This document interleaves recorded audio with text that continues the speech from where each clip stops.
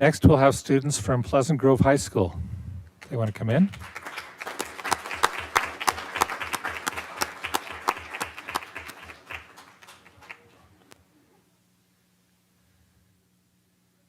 I'm going to read all the names anyway. It's just Adelaide Boot, Avery Cap, Benji Talbot, Cyan Taylor, Eden Brown, Emily Boyle, Eva Lely, Haley Fassbinder, Jake Roper, Lily Bruin, and Savannah Hadlock.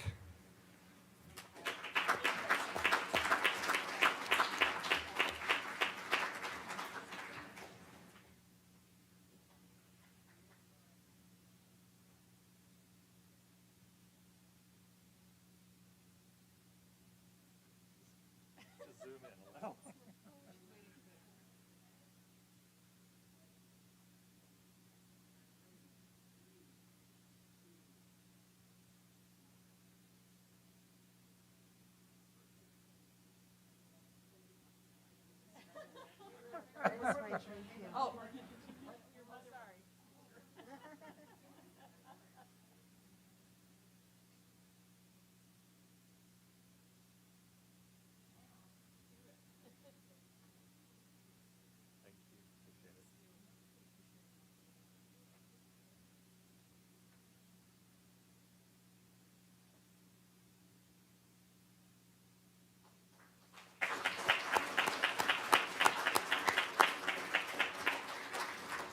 Okay, next we have students from Pleasant Grove Junior High.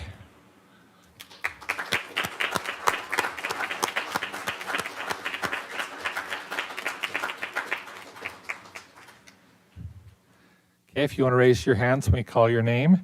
We have Gavin Chelstrom, Adeline Smith, Bailey Johnson, Grace Sharp, Kaya Hilton, Lexi Wetton, Maddie Gibbons, Owen Winterton, Summer Sly, Tess Benson.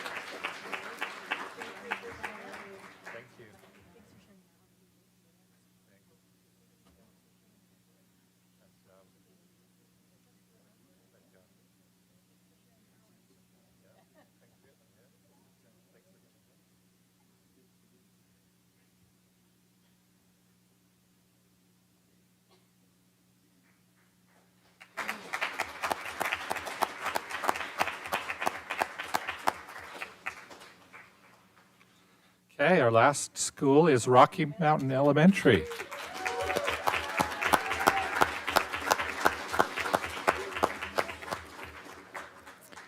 Okay, if you would raise your hand when we call your name. We've got Kaiser LeBaron, Hugh Wright, Rex Hill, Flynn Golding, Leah Alves, Allison Hernandez, Rose Robertson, and Hayden Dahl.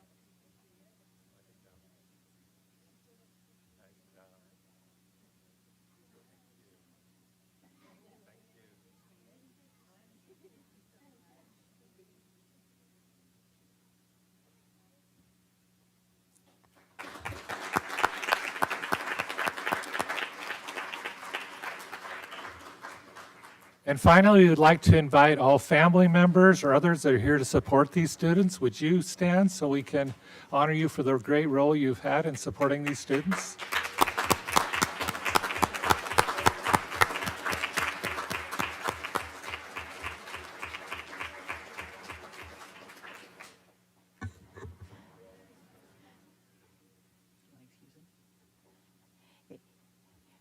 We're now going to do the Rise Awards, but if you've got little guys with you and you need to leave right now, this would be a fine time to do that with your student.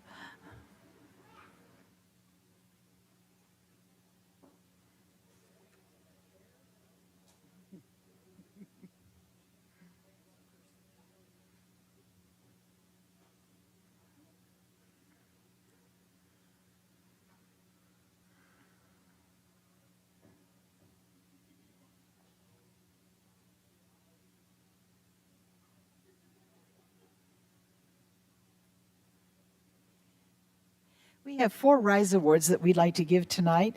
And these are awards that are given to parents, to teachers, to colleagues, and they are recommended by someone else. And so very often we have a student recommending a teacher or something like that. And RISE is remarkable, inspiring, selfless, and encouraging. And we get so many applications. It's just a wonderful view of the excellence in the district.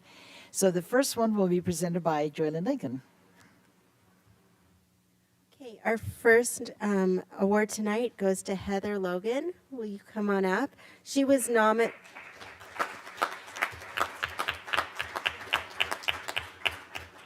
And she was nominated by Cassandra Williams. Is Cassandra here? No? Okay, and then will you come on up too? Mrs. Logan creates a positive atmosphere in her classroom and fosters unity. She has the children write nice notes to each other, and it creates a class of belonging. She's encouraging to all of her students. I don't think you can find a past or current student of hers who doesn't like her. At the end of the school year, she gives each child a book of their artwork and photos from the year. The extra time she puts into making her class a positive place really shows. Heather Logan goes above and beyond to teach the students, and she is the perfect recipient of the RISE Award. Thank you, Cassandra.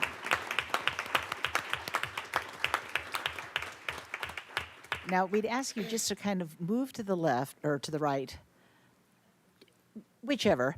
And when we get all 4 of them up, then we'll take pictures and so on. Next one, Mark Clement. Great. We'd like to invite Joe Whitaker, teacher, Hannah, and Principal Travis Proctor to come forward. They here?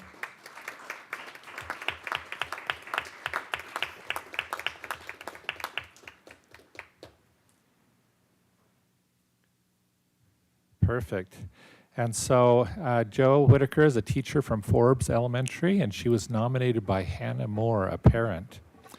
Hannah wrote, Mrs. Whitaker's kindness, dedication, and genuine care have left a lasting impact on my daughter and her classmates. She constantly went above and beyond, not just in the classroom, but even after the school year ended, ensuring my daughter's well-being and success.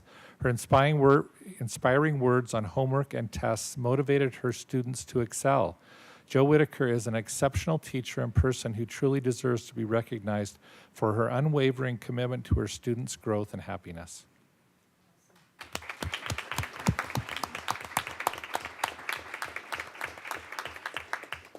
We'd like to invite Justin Taylor to come up.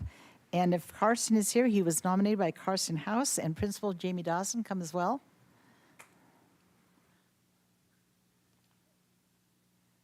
Carson wrote, Mr. Taylor inspires me with his work ethic, preparation, and attention to detail every day. At the end of last year, he was approached to teach a new beginning percussion class. His experience as a high school drumline instructor and as a history teacher at our school made him a logical fit for the role. Ever since taking on this class, Mr. Taylor comes prepared with a clear lesson plans, objectives, and content to teach his beginners. His students remain engaged and excited as he tackles hard concepts. He encourages to rise to the challenge and helps support them in that process. Congratulations.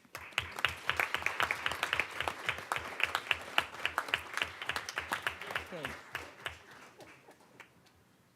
Next, we have Christy Taylor, and we invite her to come up. She was nominated by Allison McKay and Principal Gregson, if you'll come as well.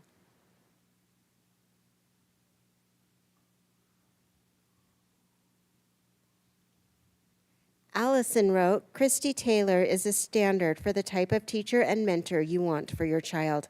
She understands and welcomes students from every background and makes them feel trusted and loved. She teaches kids about their own mindset power and how they can do anything if they set their mind to it. She is an advocate for students outside of the class. She truly cares for her students and loves teaching. She's had 2 of my students who are obviously different, but both kids have felt her encouragement and come away challenged because of her. Congratulations.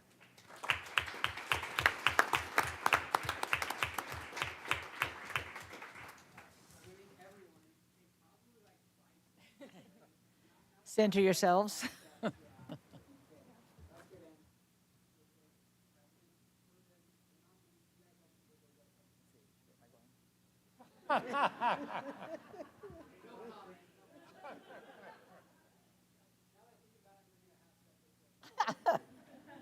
Okay, then we will shift.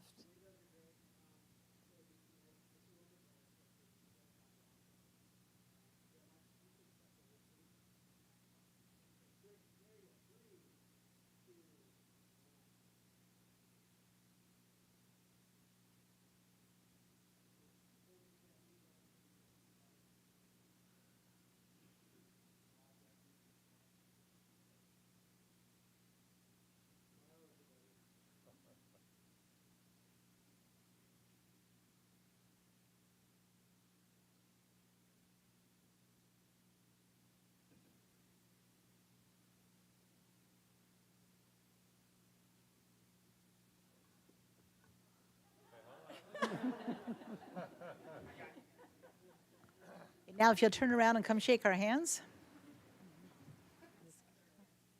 Come on up.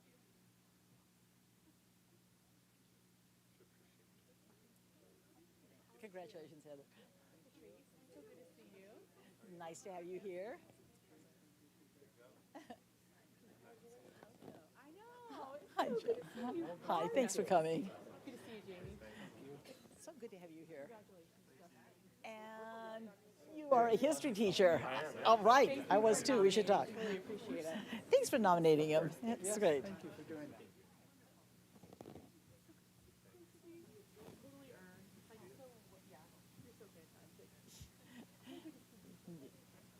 Thanks for coming.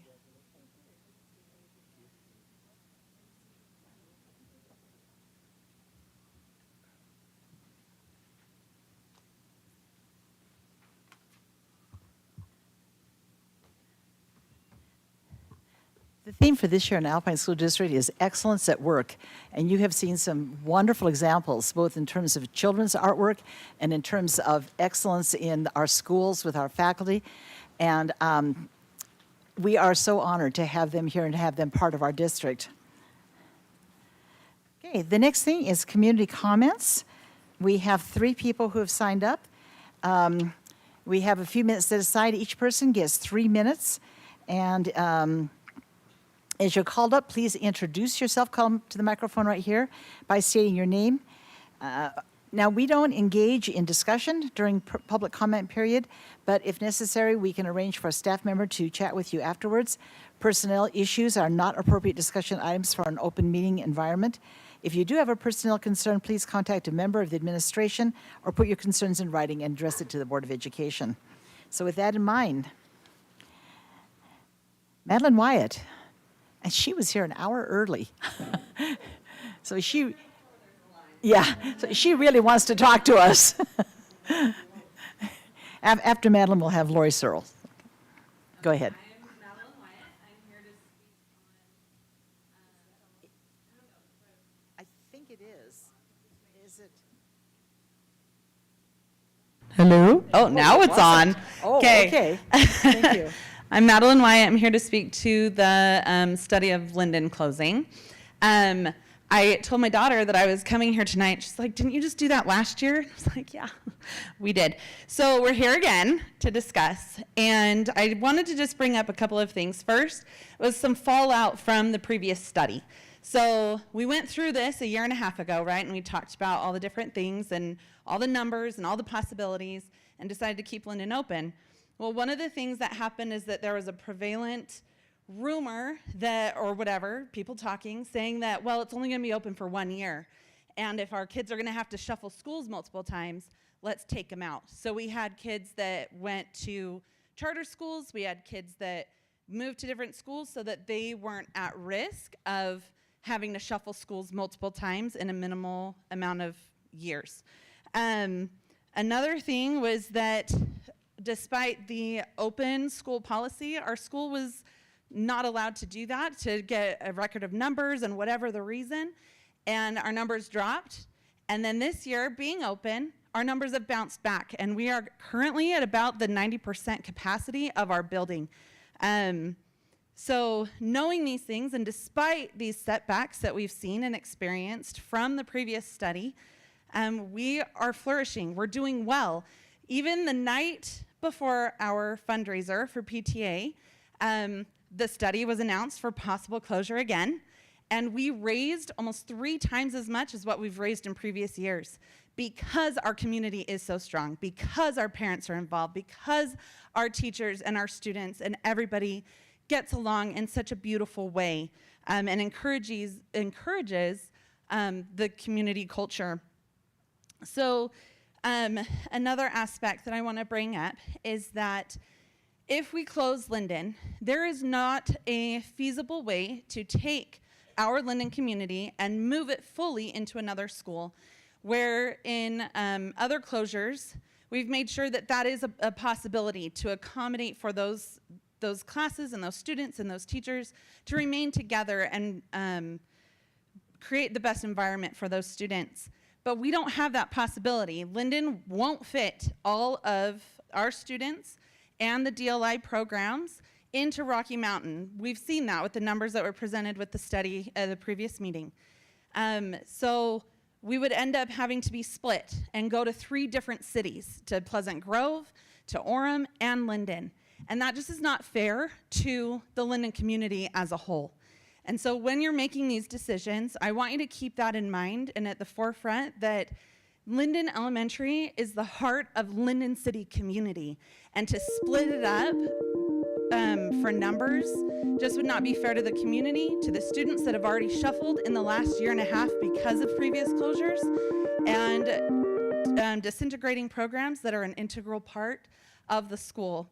So thank you. Thank you, Madeline. Lori Searle, followed by Danny Rowan.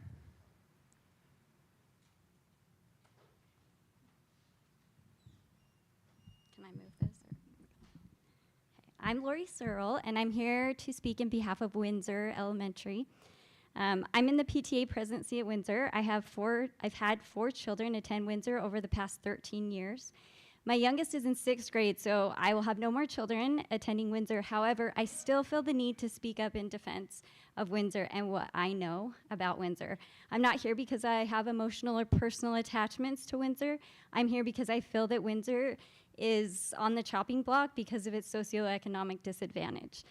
It's important for it to be known that Windsor is not a failing school. Windsor is not a school who is past its prime or who has no life left. Windsor student numbers have been steady for the past 10 years and are healthy. Windsor is thriving with programs and funding that support a unique population of a variety of students, including socioeconomic and culturally disadvantaged students.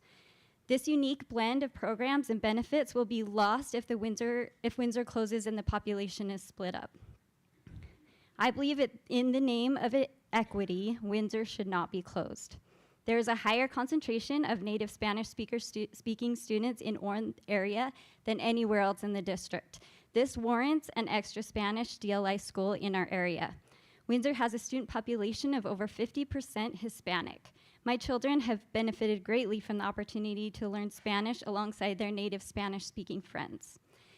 Windsor is at an ideal and centralized location that benefits the underprivileged students who attend. Many of these students will have a much harder time getting to school if they have to walk further.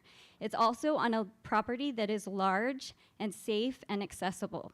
If a magnet school is needed, Windsor should be considered for the DLI magnet site. So I'm asking you, please vote against the program movement and closure of Windsor and allow for a more in-depth qualitative study as well as time to explore more funding options to save Windsor. If a new district is created this year, I feel that any decisions regarding Windsor and Orem schools should be made by the new district. Thank you, and thank you so much for all you do in behalf of the students. Thank you, Lori. Danny Rowan.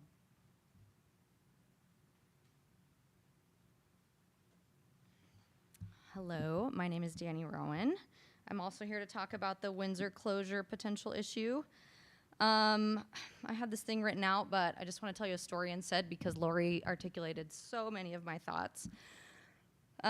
So Windsor is unique because it has so many native Spanish speakers who have been through, we don't even understand what they've been through. Just today, so you may know that I recently lived in Argentina for a year, and I have a brand new appreciation for what it's like to try to learn another system and live in another country.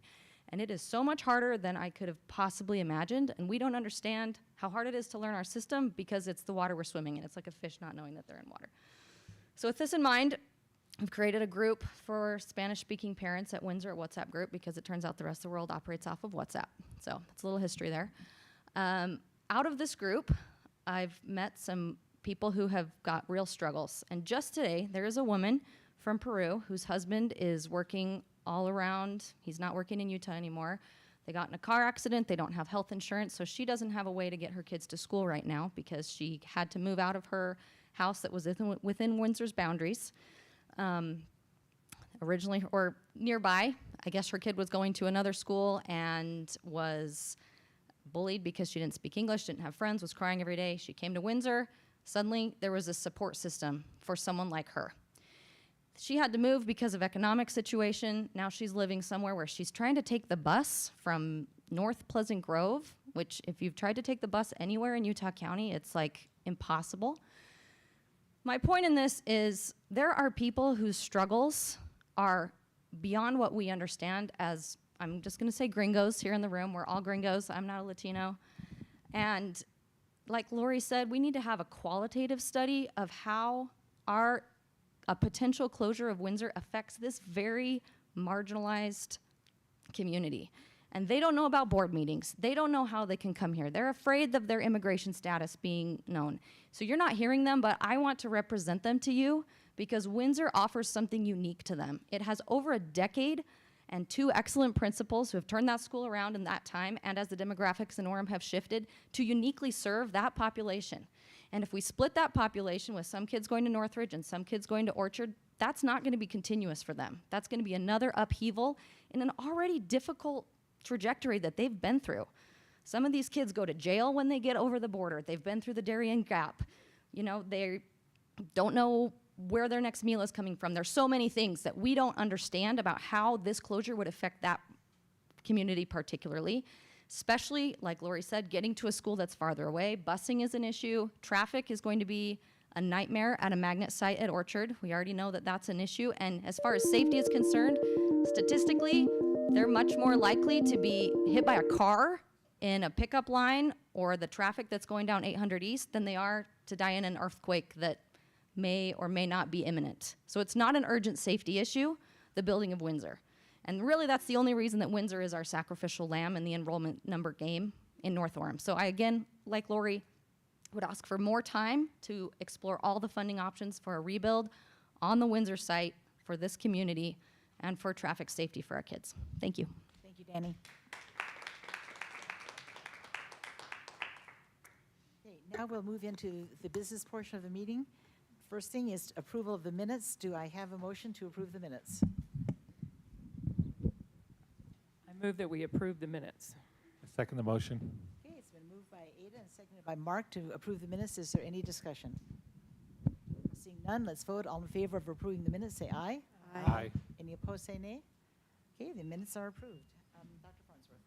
Yes, you've received your claims for the month, and I recommend you accept the claims. Okay, do I have a motion to accept the claims? I move that we accept the claims. And a second? Second. Okay, it's been moved by Stacy and seconded by Ada. Is there any discussion on the claims? Seeing none, let's vote. All in favor of accepting the claims, say aye.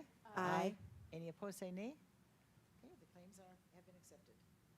Next item is your routine business for the month, and I recommend you accept the routine business.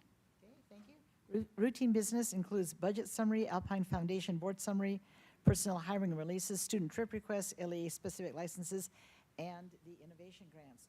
Do I have a motion to accept the routine business? Move that we accept the routine business. Okay, and a second? I'll second it. Okay, it's been moved by Mark and seconded by Sarah. Is there any discussion on routine business? Can I just say thank you to those teachers who've taken the initiative to write these innovation grants? I think they'll be wonderful. Okay, thank you. Other comments? Okay, seeing none, let's vote. All in favor of accepting the routine business, say aye. Aye. Any opposed, say nay. Okay, routine business stands accepted. Dr. Farnsworth. Yes, the first action item is Resolution 2024-013, a memorandum of understanding between Alpine School District and Canyon School District. We provide busing and education for students on Suncrest that are in the Draper portion of that area, and the transportation is easier to come down the hill this way, and this is an annual agreement that we enter into with them, requires board approval, and I recommend that you approve Resolution 2024-013 between Canyon School District and Alpine School District. Thank you. Do I have a motion to accept the resolution, to approve the resolution? Can I clarify with RBA? Jason, did we make the amendment to that contract? Yeah, we'll make that change before it gets signed. Okay, perfect. Thank you. I just needed to clarify. It was a typo.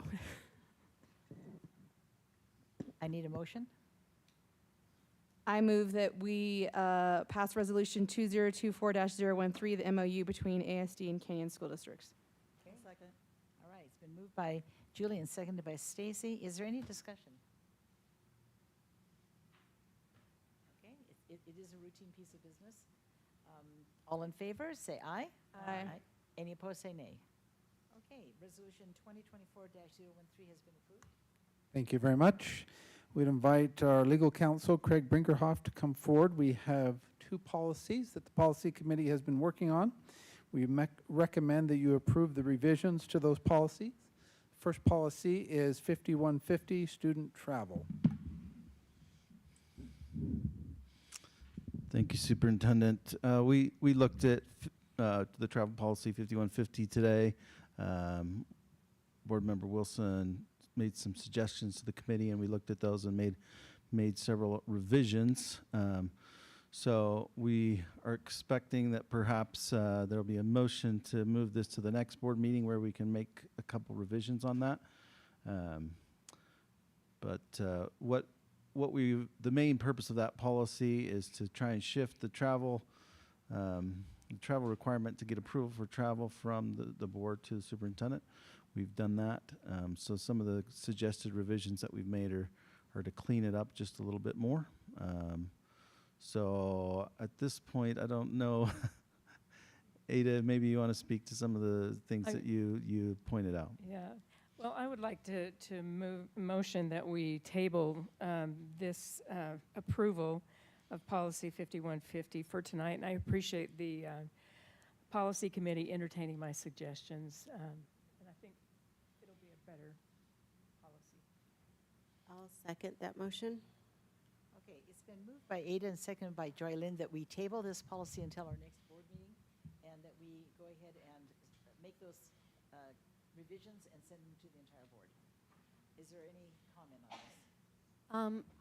We had a pretty robust discussion about this today. Maybe it was just me. I was pretty passionate. But if you'll scroll to the very bottom, I kind of wanted to see the board members' reaction to some of this and some of the discussion that we were having today in policy regarding something that I don't even think, and I could be wrong, something I don't think is currently happening in our high schools. And for me, it looks like it's one of those things that it just, I don't know if it's necessarily necessary, and I think we should strike it. But if we're going to go ahead and table this anyway, I just wanted this, section 5 and 5.1 is the report to the principal.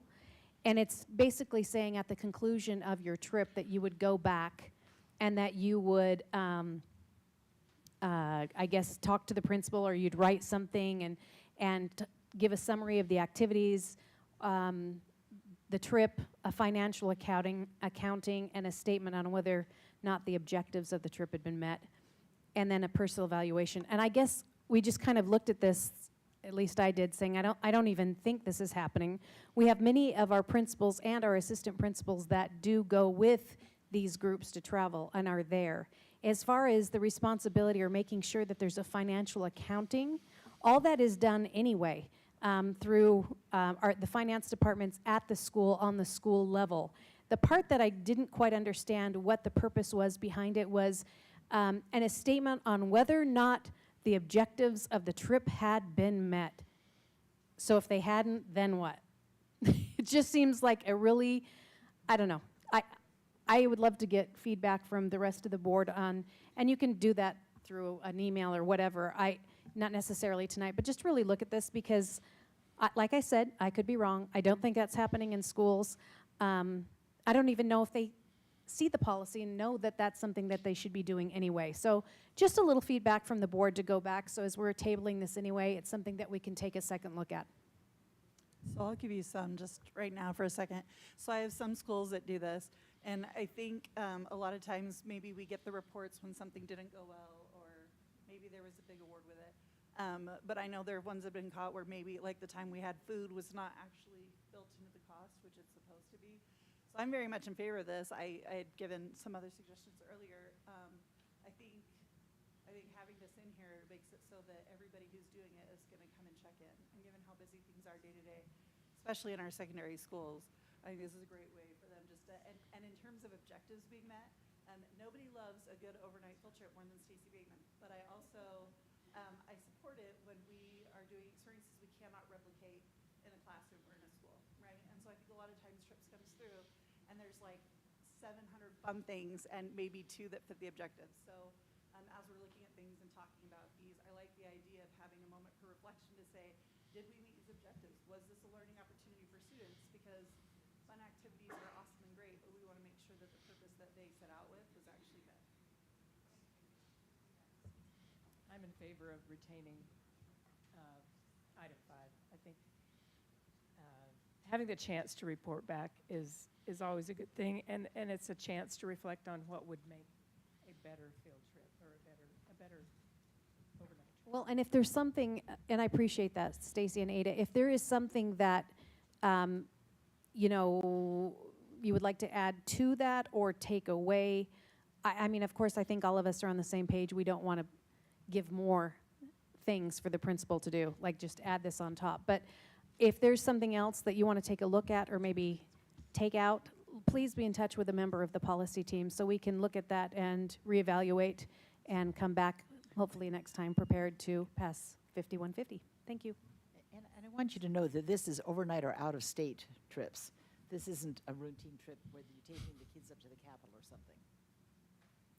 I think just to chime in on this, I would be in favor of removing or modifying this, just because reporting, if we're not getting something out of the reports that we can, that's actionable, I think we want to reduce reporting. I ask the State Board of Education to try to remove reporting requirements if they're not really meeting a specific need, and I think this is a good example where we can do that too. Well, even Joy Lynn today said, and it was in jest, but it was funny. She said, because we were like, so what happens if the objectives of the trip aren't met? She's like, then they need to go back on that trip and try it one more time and do it again. So it kind of left you with, well, then what? So, okay, thank you for all that feedback. Just one other thing. I think this gives us the opportunity, I mean, this is a move from board approval to supervisor / superintendent approval, and I think they'll kind of flesh that out, and maybe there'll be a recommendation to the board or to the policy committee as we work with this policy and figure out what really is effective or not effective. Okay, we have a motion to table the approval of this policy until our next board meeting. Motion by Ada, second by Joylyn. Is there any further discussion? Okay, seeing none, let's vote on the motion to table this discussion. All in favor say aye. Aye. Any opposed say nay. All right, it stands tabled until the next board meeting. Thank you. Next policy is Policy 4010, LEA-specific teacher licensing, which has also been revised. And I believe we recommend your approval of the revisions. I'll just speak briefly to this, and then Cammie might have a comment. But this was primarily revised with some new code updates from USBE, and that was the purpose of our revision initially. There's been some things that have been removed as far as what is allowed for license areas. So we've stricken a lot of those. Greg, point of Yeah. interest, sorry. Is everyone having a hard time hearing? That mic is not very loud. I mean, I don't think it's you, but it could be the volume. I don't know if we can turn it up. I can speak We have like more. vents that we're hearing air from, and so. Oh, maybe it's just Stacy and I apparently, but. So what I was saying is that the main purpose for this revision is some updates to USBE rule, and there's been some changes to what are the license areas and license areas of concentration that are available. A lot of those have been stricken out, and just some updates mostly to USBE rule. So that's the reason why we're bringing this back to your attention.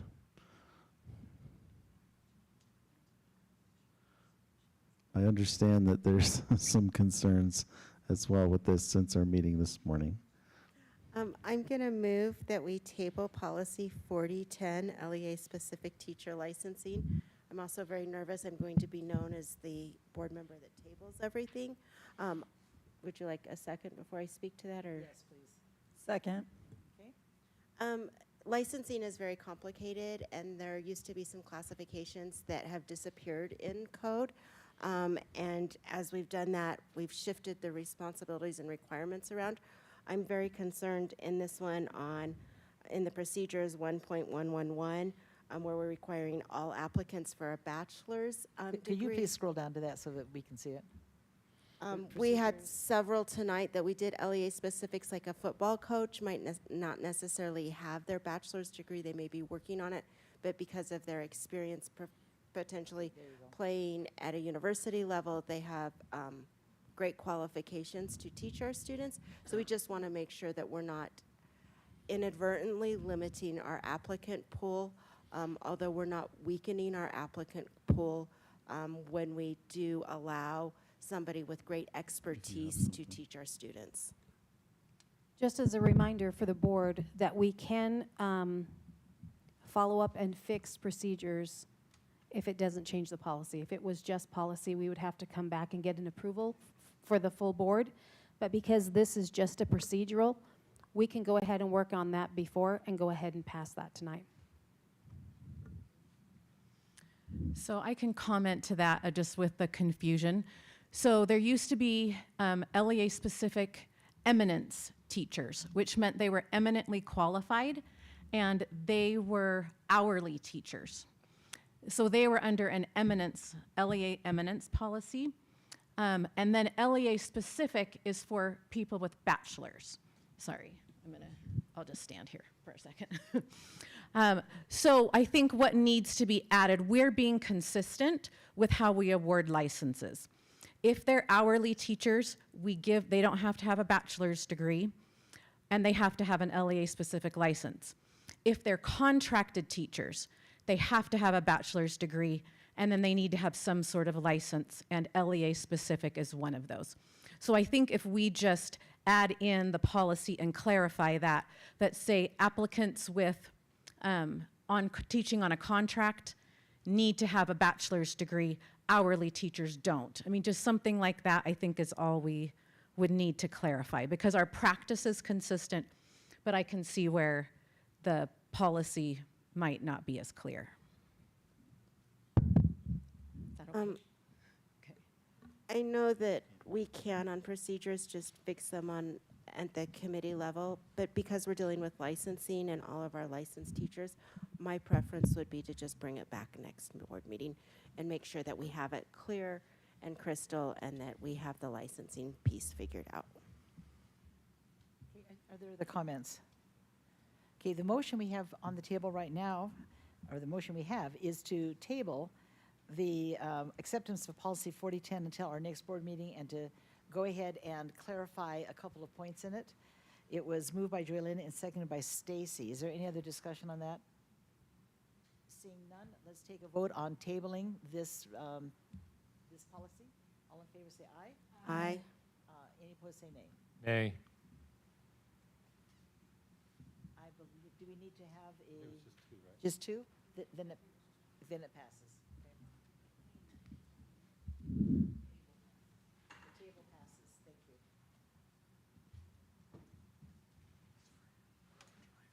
Okay, Dr. Farnsworth, discussion. Yes, we have a new middle school currently under construction. Principal Brian Jolly, who will be the principal of that school, is here. We appreciate him taking on that responsibility, that opportunity. We're grateful for his leadership there. Eric Woodhouse, our Executive Director of Operations, has been working on the proposed boundaries, and we would like to bring the board up to speed on some recommendations there. So we'll turn the time over to Eric Woodhouse. Thank you, Superintendent. Let me see if I can get this going. Okay. First, appreciate Principal Jolly for being here. He has done a lot of work on this boundary study so far. We've had 4 meetings, and Brian has been to every one of those and has given some really good insight. So I wanted to make sure that he's with me tonight so he can speak to a lot of the questions that you may have. But during those 4 boundary meetings, we had about 8 or 9 different ideas that we started with, and then we kind of whittled those down to 3. And then as we met with parent groups, we kind of whittled that down to 2 that really made sense. And so what we're here to do tonight is to discuss with the board what those 2 options are, kind of tell you about those options, and then propose that we take those to our open houses that we would begin on Thursday night. So if there are any changes to these, we can happily make those in the next day or 2 and then get those out to the public. So with considering that, though, let's start going into some of the boundary priorities, because a lot of times when we have these conversations, people might not hear what are our priorities when we talk about boundary studies. Because whether it's growing enrollment or declining enrollment, we still need to consider these priorities. So these priorities are balancing enrollment over time. You'll notice in both of these options, the enrollment might not be the same to begin with when the school starts between Frontier and the new middle school. However, over the next 4 or 5 years, those enrollments do balance out. And that's what you're really looking for over time, is to make sure that those enrollments are steady. Keeping neighborhoods together, that's a big thing that we hear, whether it's a declining enrollment or growing enrollment, is what are we going to do? My kids have friends and longstanding relationships, and how are they going to navigate that? So trying to keep neighborhoods together as much as possible, but we also consider strong educational programs. Sometimes when you have a large enrollment or you have a declining enrollment, sometimes that can impact the programs, and so that's another priority that we study, as well as student safety. And just to get this out of the way, SR 73 is a big one in this conversation, and what are we going to do to navigate that? And I think that we have some of those considerations all throughout the district, and that is something that we will continue to consider moving forward. And also proximity to schools. The first thing that we do when we build a new school is we look at the proximity of the neighborhoods to that school and try to draw a boundary close to that. So sometimes these priorities can conflict with each other. And so we have to figure out and weigh and balance, and that's the real wrestle of these program studies, but it's worth the wrestle, and that's why it's important for us to get public input. So that's why we'd like to go and kind of query them and get their feedback on these priorities as we go through it. So first option that we would like to present to the public is option A. Now, this one is interesting. When we took this to the boundary committee and we got the parent feedback, they really liked this because of SR 73 and its proximity to the middle school for those that are out in Cedar Valley and Fairfield. They just felt like that road lends itself a little bit better as far as whether it's bus transportation or parent transportation to the new middle school instead of going to Frontier. Large new developments are evenly split in this option. You've got the Firefly development as well as the Meta development that's going in there. So it kind of balances out the enrollment there. You'll notice that the new middle school would start at 1311 in this option, and Frontier would start at 1371. But then over time, the new middle school would grow to 1600 by 2028, and Frontier would be right at 1600 too. I mean, you can't get any better than that. 1600 and 1600, it's a miracle. But in this option too, one of the things to consider is that this involves a Hidden Hollow split to both middle schools. And it's kind of a 50-50 split. Sometimes when we've done boundary studies, we've split it like 80-20, and that makes it really hard for that 20%, especially if they're in a different feeder system to the junior high. So they have those friends there. But if it's 50-50, it makes it a lot more amenable. Anything else that you'd like to say on that, Brian, and this option? One thing we heard from parents in this Hidden Hollow area is that area that is part of the Frontier boundary. In many ways, it makes sense transportation-wise to jump right out there on Pony Express and move down into Frontier. And that group of families have been connected to many of the families in that Desert Sky area for many, many years, as they were original Hidden Hollow attendees, right? So I think that's important to recognize as we get feedback from parents. What is it that area would prefer? Do they prefer to have a more direct route to Frontier, or do they prefer to stay together as an elementary feeder and funnel to the new middle school? And then I think that's it for me on that one. I think that'll lend itself to a really good conversation with that Hidden Hollow parent group. So I think that'll be good. And to Brian's point, that's kind of why we led into option B. So if you don't split Hidden Hollow, but you didn't do anything with the new Firefly development, then the new middle school would start way high. And so in this consideration, in option B, we've carved off the new Firefly going to Frontier Middle School, but then all of Hidden Hollow will go to the new middle school. And so that's really the difference here. And so you'll see that the new middle school would start at 1406 or 1496, I believe, and then Frontier would start at 1186. I can't read it that well. So you'll notice that it starts lower, but then as Firefly starts to develop out and it has that new Meta development, I can't remember the name of that development, Julie? The one by Eagle Valley Elementary, kind of by Meta, Facebook. You know what I'm talking about? I just call it the Meta development. It's going in around there. But that will go in over the years, and I think this allows Frontier more room to grow, and it grows over time where magically in 2028, both are at the same enrollment too. So I do think that either one of these considerations, we wanted to be mindful and not bring an option to the board that we didn't feel comfortable with adopting on either one of these. I think that they'll both work. And so depending on the feedback that we get from the public will be really telling. The only thing, and Brian, you might mention this too, but in this option B, with the Firefly development going to Frontier, right now that is boundary to Cedar Valley Elementary. And in this consideration, Frontier, it's almost like you'd want to redo the boundary for that Firefly development into Mountain Trails rather than Cedar Valley, because if that starts to build out, Cedar Valley is not going to be able to handle the enrollment of that. And so that would put them in a different middle school boundary if we reboundary them. So if we went with option B, you'd almost want to reboundary Firefly into Mountain Trails, and it would make a lot more sense with that option. Brian, any comment there?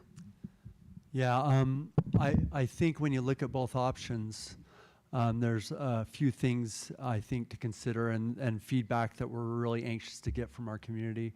I think first, like I mentioned, that Hidden Hollow Elementary area is important. We want to know how that community feels about the possibilities of whether a portion of them come to Frontier and a portion to the new middle school, or all of Hidden Hollow goes. I'm anxious to get the feedback from that community, as I mentioned earlier. I think I'm anxious as well to hear from Cedar Fort and from Fairfield.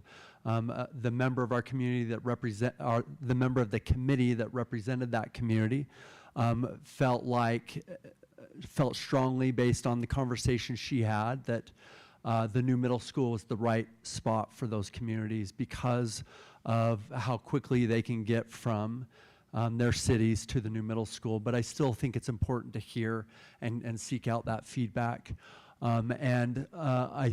We obviously want feedback from all of the communities, from all of the different elementary feeder schools. But in particular, those two areas are important to me and to our committee. I do like that we are considering the growth, and I believe that both options provide for those where those high growth areas are. Our team did a good job of making contact with city folks and getting a good feel for where the growth is happening as far as what growth's happening more quickly and so on. So I feel really good about both options. I'd be comfortable with either one or a variation of either of those based on our feedback.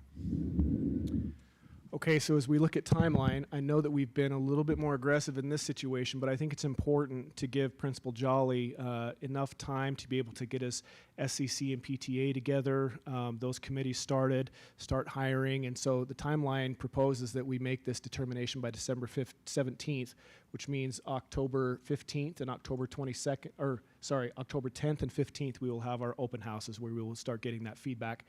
And then that gives us a couple weeks to take feedback into consideration, and then by December 17th, you'll have all that feedback to hopefully make a determination and a decision by December 17th. So any questions from the board that we can answer?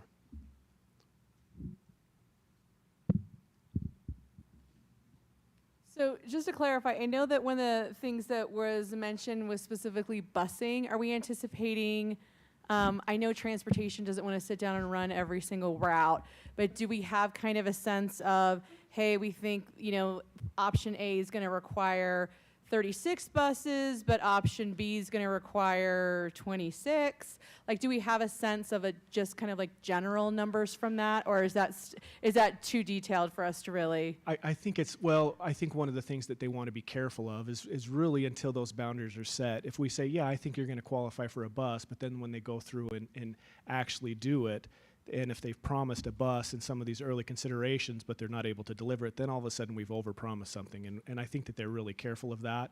They are studying it. Transportation has both of these maps for consideration, and I've told them to start processing through in both of these scenarios what transportation would look like. And we've also been very mindful of some of the requests of what does it look like for the shuttle, and talking to other districts and what that looks like and what that would be, what that would mean for our department to offer something similar.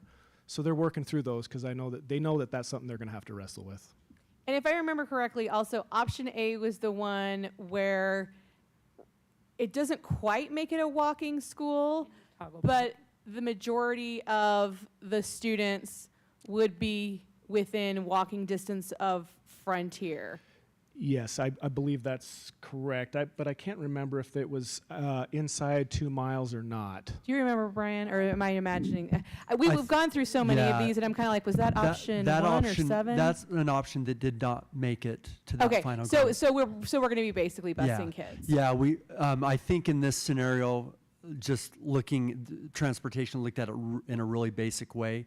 Frontier would have less busing needs, obviously, than they currently have, and they would have less busing needs than we would have at the new school, but there would still be some pretty significant busing needs in Mountain Trails, Eagle Valley, as well as a few neighborhoods in that Desert Sky, Hidden Hollow area. Okay, So, thank you. yeah. And I mean, you bring up a valid point too about Cedar Valley Elementary, and I think regardless of which secondary school they go to with the Firefly development, I think that's probably going to have to be a conversation we have earlier rather than later about how much we can actually flex Cedar Valley. And I think it's going to be one of the challenges we look at moving forward as far as space at Mountain Trails and how fast that development actually does build up. I agree. In fact, I mean, from my department, we would like to consider doing that boundary study in February when we're doing a lot of these others, just to clarify and maybe make that decision by the end of this year as well. Well, I think it's always a good idea whenever we can boundary study before we have people occupying homes so that it's not as disruptive as far as moving students. I So agree. I appreciate you guys staying on top of that one. Thank you. And I should probably clarify with that option B that the Firefly development in that option, a large portion of that does go to Frontier Middle, but there is a portion of that development that's on the west side of SR 73 that would come to the new middle school. And I think that has boundary implications for that need to be considered in that elementary study as well.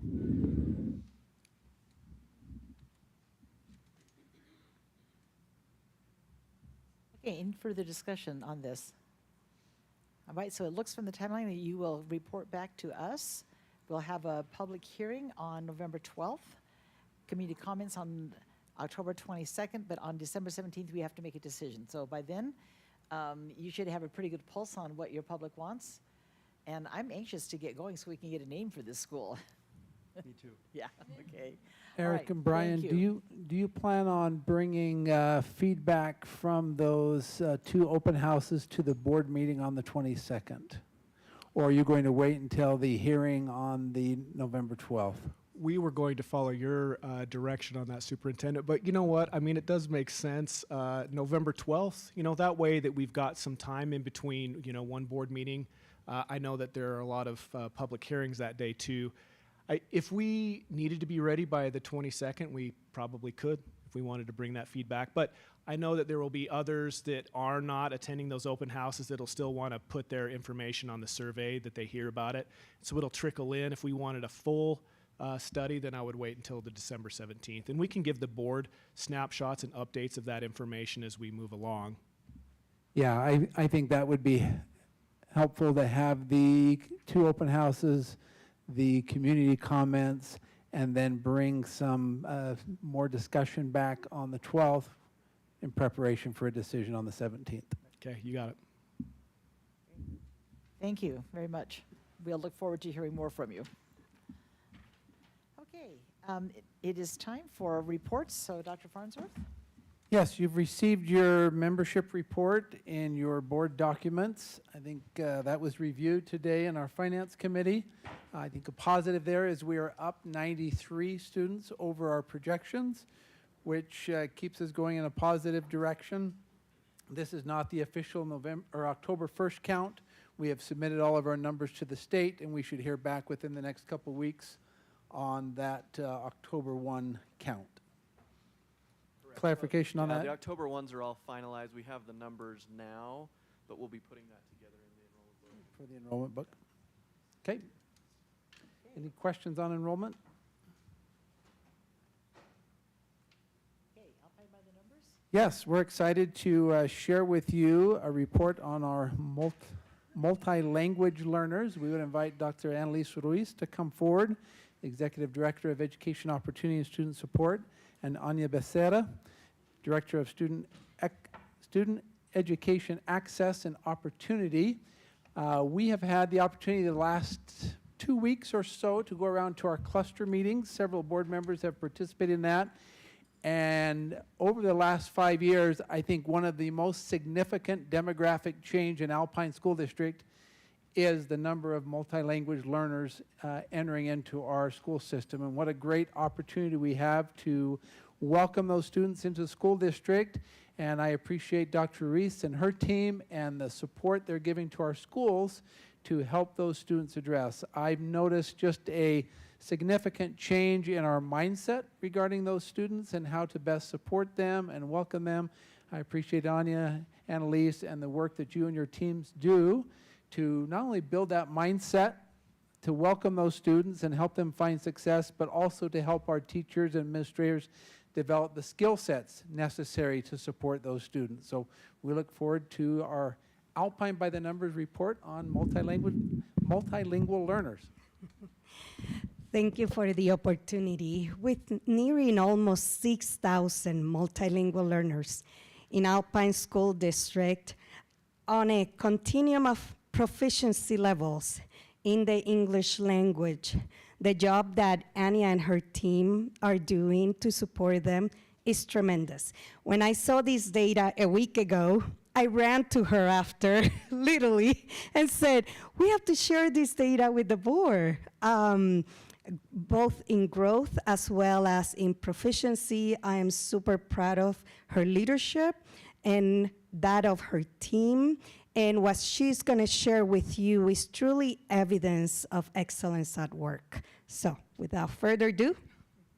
Thanks, Annalise. Buenas noches. Good evening. It's always so good to be with you. I feel like I'm amongst friends. And I wanted just to kind of start us off with really defining or what is a multilingual learner, right? A multilingual learner is a student who speaks a language other than English. And when I speak about our students, they come from so many diverse backgrounds, right? They may come from different countries. They may come with families. They also may be unaccompanied youth that come by themselves. They may be survivors of violence, refugees, and they may come from different, like as Annalise mentioned, different economic as well as educational backgrounds. Some of our students may have interrupted formal education.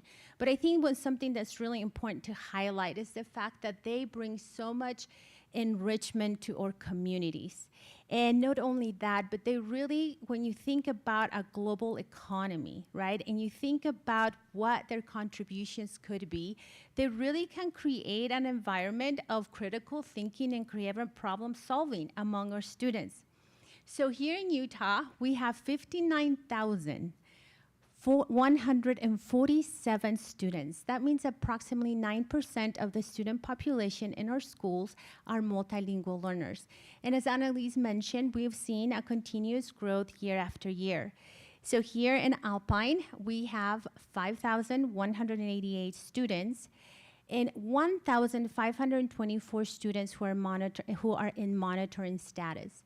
What that means is the students have exited the program because they reached proficiency in the WIDA access assessment, but they're still being monitored in our program for 4 years. So really, when you look at the number of students that we are currently serving is 6,712 multilingual learner students. In the past 90 days, our department has screened, identified, and processed 703 students. So we've been busy this past couple years, and it's an exciting thing to see that we have now 40 languages in our schools and our communities, with 5 of this being the top languages: Spanish, Portuguese, Russian, Mandarin, and Japanese and Korean tie for a 5th place. Now, when we started looking at our data and really seeing how our students were performing, our multilingual learners were performing, we knew that the current structures and supports were not sustainable. We were seeing growth all across our district that we felt that we need to probably look at practices a little bit different. And this is where the implementation of multilingual task forces came about. So last year, we had our first cohort of 12 schools. We started with, really was almost a pilot, right? With our mostly impacted schools in across the district. Now the task force really aligns so well with our vision of learning, because as a district that values collaboration and PLC work, this is exactly that. It is supporting our student groups with a mindset of collaboration in teams. So this year, we just started our second cohort. We have 15 schools. We are looking at quite a bit of secondary schools that we're going through this cohort. This is an all-day training that we have with Dr. Luis Cruz 3 times a year. There's approximately 123 individuals that are part of this training. This includes principals, assistant principals, content, teams, grade level teams, PLC coaches, counselors, and even registrars. So it is such an amazing, if you ever want to join us just to see, it's really an exciting atmosphere that we have experienced this past couple of years, and we just had our very first one, like Annalise said, a week ago. Now, this is what it looks like. So what it looks like and what we've been able to accomplish through this process is that teams identified a task force. Really, it's a PLC team that is going to be focusing on supporting our student groups. They create a mission statement, a purpose, They analyze their data to understand the challenges when it comes to a student group. They process solutions. They create a SMART goal, an action plan, and with that, there are different steps that through this process of really focusing on Tier 1 instruction, intervention, and follow-up. So there's that piece of accountability.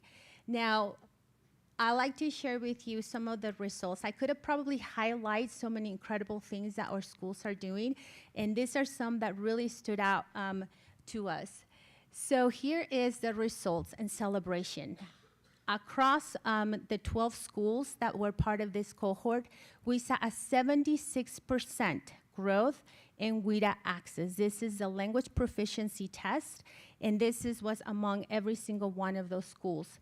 We had 2 schools that exited TSI, which means Targeted Support and Improvement Status within our ML group. One particular school came on board as a TSI school and exited at the end of the year through this work. As you can see here with Centennial Elementary was one of the schools that when Sharon Elementary closed, their population of ML students increased significantly. So they had 109 multilingual learner students. Last year, it was a school with critical needs. At the end of the year, we're looking at a school who grew to a typical adequate progress in both proficiency and growth. When you look at their WIDA access scores, you could see that every single grade level had a growth, percentage growth, that ranges from 71% to 100%. So pretty significant things that we're seeing in this school. Forest Elementary, here's a school that was designated a Title I school last year. Critical needs at the beginning of the school. By the end of the school year, they're not at a typical progress and proficiency. When you look at the growth, here's 27%, and at the end of the year, there were 51%. Cascade Elementary, same thing. This is a school as well that was one of our Title I schools last year. Also went from having 7% of multilingual learners in their school population to 17%. And when you look at the work that they did as a team and the growth that they had experienced is pretty impressive. Here's one of my favorite ones, Vista Heights. Vista Heights had 129 multilingual learners. They already had been doing some incredible work, but by the end of the school year, they went from commendable to exemplary. And they had 28% of the students exited and 28% of their long-term ML students exited. What that means is that they had 28% of students who have been in our system for more than 6 years that were able to exit the program. And here's American for High School. This is one that really stood out to me because when our students reach high school as long-term multilingual learners, it's really difficult for them to exit the program. And here we have a school who really focused on Tier 1 and Tier 2 interventions, and they had 58% of our long-term multilingual learners exited. Now, the data is incredible, and like I said, I could probably highlight every single school that were part of this cohort. And I do contribute their work for the leadership in the schools, their commitment of, PLC work, and really tackling some difficult data, right? When we're seeing that our students are performing or have a proficiency of 8% or 6%, and we're really taking accountability and looking at solutions, I think it kind of speaks to the work, right, that is happening in the schools. But I also think that the work that district-wide and the support and collaborations that we're having with other departments, PLCs, we have ELD classes in every single one of our secondaries. We have 43, paraeducators in our elementary schools, and I could go on and on about the platform supports and resources I think has really made a collaboration not only district-wide, but school-wide. I think as we look at the future, right, continuing investing in this type of work and facilitating spaces for our schools to not only build their capacity, but also their collaboration, and continue to integrate research-based practices in Tier 1 instruction, as well as collaboration with other departments in our district. So with that, I'm just excited to see this work. It is so fun to be able to witness what's happening in our schools and with our student group. I mean, one thing is for certain, right, is that one of our moral imperatives, I truly believe, is to create learning environments where all of our students could thrive. So I appreciate the opportunity to be in this position, to do this work, and to have amazing support, you know, not only from our director, but really with the team that we currently have in our department. So thank you. I couldn't wait to share this with you. So I'm open just for any questions that you may have for us. Tell me about funding. How was any of this through grants? Is it one-time money? And kind of also the relationship of Title I versus non-Title I schools, advantages, disadvantages, whatever. Yeah, so we're funding this through years, professional development. So we have an allied item for professional development. As we meet with our schools, one of the arrangements, right, we have as I visit with our schools, I look at their data, I also look at the work that they have done. One thing that I've asked, I said, hey, could you cover substitutes? And we cover the training.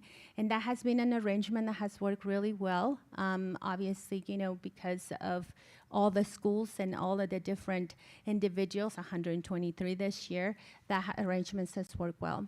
As far as your question for Title I and versus the other schools, we began our first cohort with our Title I schools and secondary schools who were non-Title I. We really looked at the schools that were mostly the most impacted, who had over 100 students, and that's what became our pilot. This year, we're also looking at schools that are highly impacted, but the majority of them are non-Title I schools. And they really are from every cluster, not just one area. Couple things I would like to point out. Fantastic work. The return on investment, I don't know that we have a greater ROI than we do right now on the task force.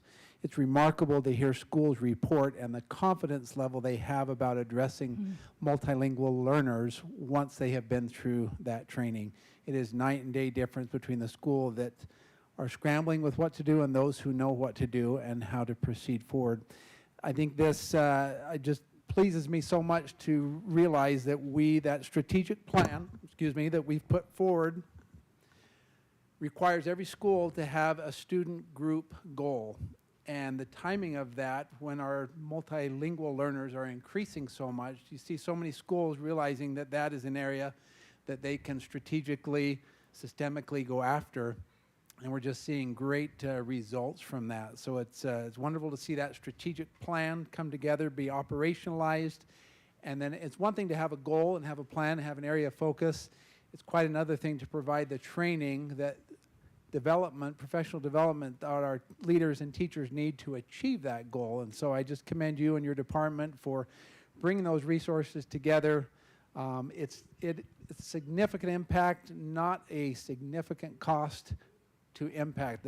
The cost to impact ratio there is minimal.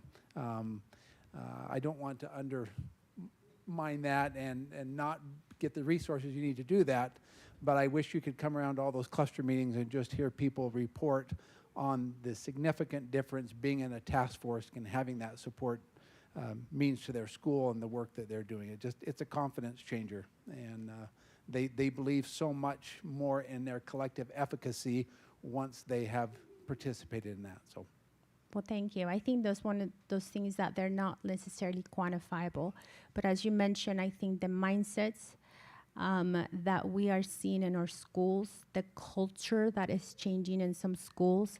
I mean, to be able to, I personally have been invited to different family nights and information nights when we have over 200, families showing up. And this is just as a result of what we're seeing. And yeah, or administrators, I mean, you could see it, you could sense it, and you could hear it. So it's kind of exciting. I have a question. I'm wondering, has there been any collaboration between the task force and our DLI schools? Because they are experts in addressing some of these needs. We haven't as of yet, as far as collaboration with DLI schools, but we have, like I said, we are looking at schools strategically, right? Looking at data when it comes to student groups, as well as the number of students that they have at their schools as well. Another thing worth mention, right? And there were a couple of schools that I reached out to last year, and they said, we're not ready. I said, tell us what we need to get ready for next year.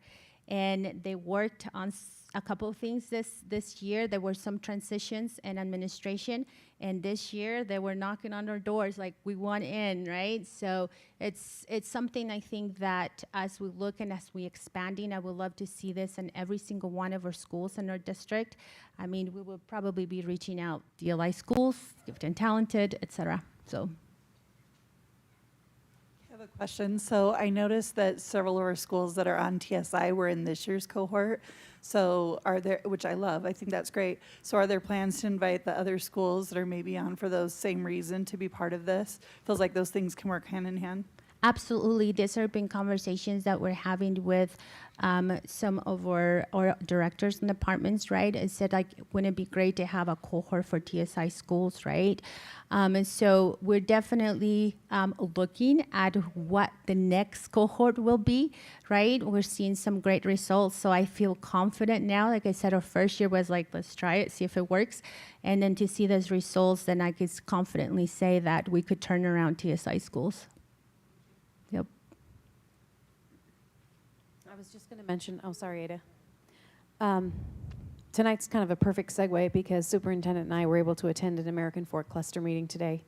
And it's exciting to see, I mean, Principal Galan had made the mention of one of their goals this year was to make sure that to have the same passing rate for our MLLs as the rest of the student population.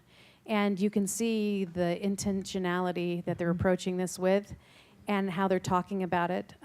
Principal Johnson at American Fork Junior High School had mentioned that they have kids from 18 different countries at their high school represented. And it's just exciting to see kind of the segue from things, we just got like a window opening of what they were doing, and then to come tonight and see more in depth of really what's going on. It's commendable and it's very exciting, but I think it's really because we have good leaders that are leading out on this, and our principals and those that are working at administrative level at the schools that are making this happen. And it's so exciting to see the possible connection these students have with each other. And I think we felt it tonight at the very beginning where we got to see some awesome different culture, and I think this is a wonderful district where we celebrate different cultures and we really can jump on the wagon of academic success with those that come and provide those supports there to help them succeed. So thank you. Thank you. Appreciate that. I was just going to say, I'm excited about your emphasis on Tier 1 teaching. How much is pullout? You know, is there a lot of pullout in your approach, or how are you? Really, the focus when we talk about task force is really looking at Tier 1 instruction. We know by research, right, that it is probably the best practices when we scaffold and support in Tier 1 instruction and Which provide, is not pull out. right, and then, you know, provide access to content. Not to say that there's pull out, right? So for example, if we have students who are newcomers recently, you know, attending our schools, then our para-educators support some of the social language, right, that's needed for our students.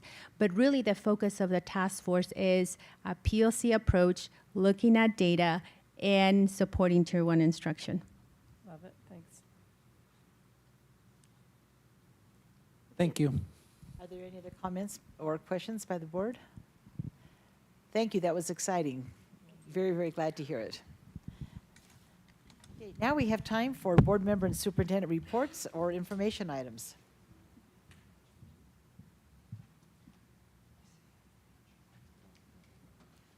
I just wanted to report that in the Finance Committee, we got Christmas early, in October in the form of a board member dashboard. Help me get the name of it right, Jason. Do you want to just talk about that just a second? It's just a beautiful document. Yeah, it's Alpine School District Board of Education Business Dashboard. So a place for all of, to find all of the publications, statistics for all the different departments, whether it be purchasing, payroll, accounts payable. We have that all in one spot for board members to find the information they need. Yeah, we just got an email from you today introducing it, and we as a committee got to look at it closely, and it's just going to be so wonderful to have that all together. So thank you. Thanks, Ada.